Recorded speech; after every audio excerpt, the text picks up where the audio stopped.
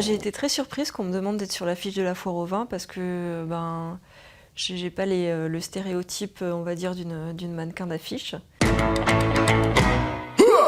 Ça m'a beaucoup flattée.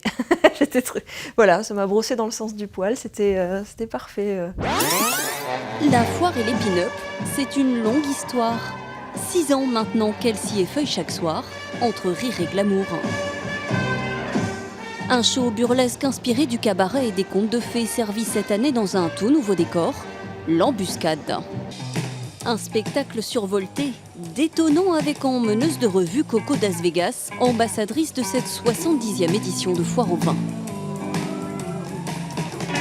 Nous, on joue sur les deux tableaux, en tout cas moi je joue sur les deux tableaux, à la fois rétro 50 et à la fois burlesque. J'ai cette double casquette, on va dire.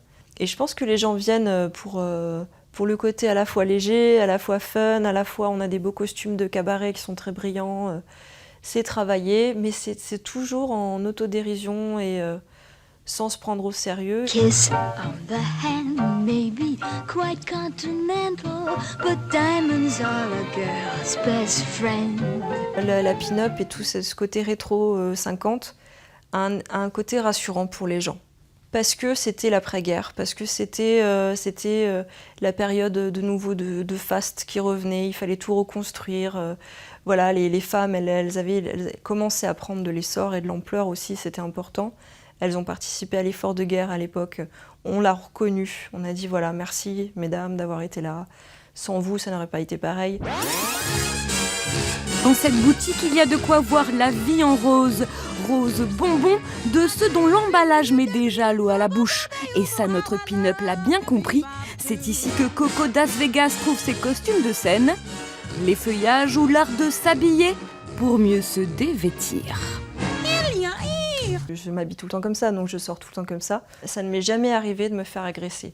Les commentaires éventuellement négatifs que je peux avoir, c'est des petits blagueurs qui vont me dire « Tiens, c'est carnaval aujourd'hui ». Voilà. Les grands-mères viennent me voir en me disant « Je m'habillais comme vous » ou « Ah tiens, vos chaussures, je regardais par rapport à votre tenue, si les chaussures elles vont avec ». Enfin, elles s'intéressent un petit peu. Un personnage public qui se décline et s'incline à volonté. Marin culotté, parisienne monumentale ou berlinoise des années folles, d'autres en perdraient la boussole.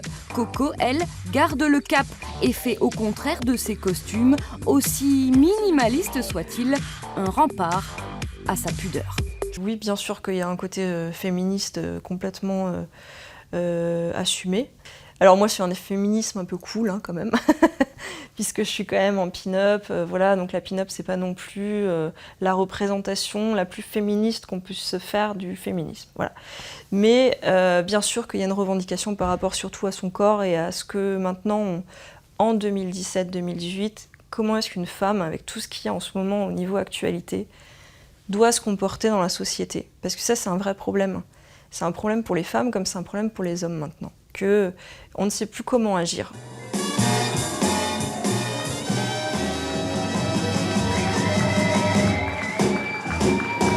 Je nous souhaite d'avoir encore plus de contrats, d'avoir encore plus de challenges aussi à réaliser et d'encore prendre de l'essor et de montrer encore qu'on peut être effeuilleuse burlesque ou être pin-up et puis rester élégante et rester une femme de 2018 qui respecte les valeurs communes d'un pays et d'une société et que voilà, on fait mal à personne et puis on est tous heureux. Voilà.